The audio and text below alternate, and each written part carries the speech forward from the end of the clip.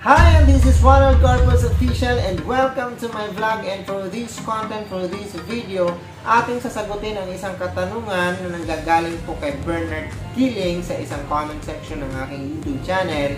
And ang kanyang katanungan ay, kailan naman pwede na mag-stud ang lalaking pusa, taon ba o buwan lang? Sana po masagot niyo po tanong. Meron dapat itong kadugtong na ko. So, thank you. So, atin pong sasagutin ang kanyang katanungan pagkatapos po ng aking maikling intro. So, ito yun. Welcome sa aking YouTube channel, Ronald Corpus Official!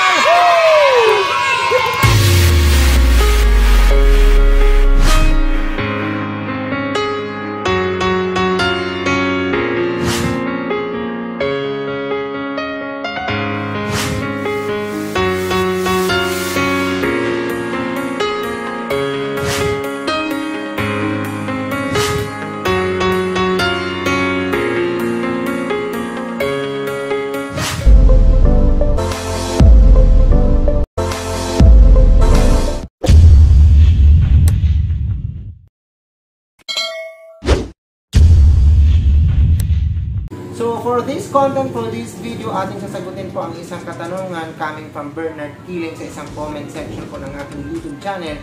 And ang kanyang katanungan ay, kailan naman pwede na mag-stud ang lalaking pusa? Taon ba o buwan lang?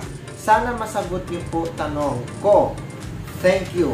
So, ito na po ang kasagutan. So, ang kasagutan po niya na Sir Bernard is, ang isang lalaking pusa ay pwede na po natin i-stud sa edad po ng 6 na buwan hanggang 12 months o isang taon.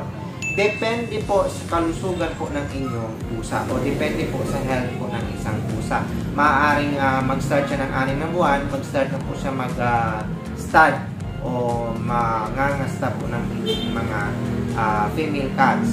So, maaari ding 8, 10, at sigurado po ako pagdating po ng isang taon, pwede na po siyang mag-stud kasi mature na po ang isang pusa. So, idagdag ko lang po, ang babaeng pusa ay pwede po nating i-breed sa edad na po na 4 na buwan.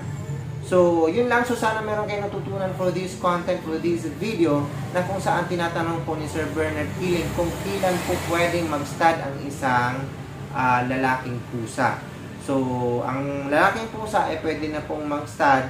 Ang edad po nila ay 6 na buwan pataas o eksaktong 12 months. Pagdating naman po sa babae, as early of 4 months, pwede na po silang mabuntis. So, once again, this is Ronald Corpus Official na nagsasabing kung hindi ka pa nakasubscribe ng aking YouTube channel, please subscribe to my YouTube channel, and kung nagustuhan mo yung content na to, so paki-like, and kung ito po ay karapat dapat i-share, so i-share po natin para po sa kaalaman natin lahat.